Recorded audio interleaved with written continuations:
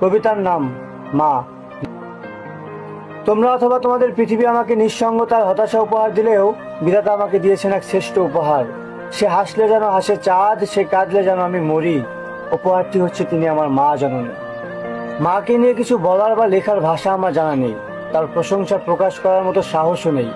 তিনি হেসেছিলেন বলেই এসেছিলাম দুলোর পৃথিবীতে, আর কেঁদেছিলেন বলেই পেয়েছিলাম একজন মা।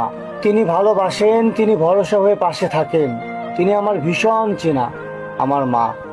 আমার একজন মা আছে বলেই আরো কোটি বছর বাঁচতে ইচ্ছে হয়। মা আছে বলে এই পৃথিবীকে এত সুন্দর মনে হয়। তিনি সর্বশ্রেষ্ঠ শিক্ষক, মূর্খ নন। তিনি শিখান হতে হবে জয়ী অথবা জয়। মা, তার সাথে যেন হয় না কারো তুলনা।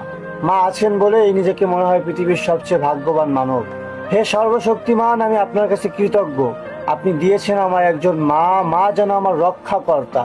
তিনি আমার ভীষণ চেনা, আমার প্রিয় মা। হে আমার সৃষ্টিকর্তা, আমি আমার মায়ের চেয়ে একদিন কম বাঁচতে চাই। আপনি কবুল করুন আমারে মোনাজাত। আমার মা যেন আমার জন্য পুরোটাই জান্নাত।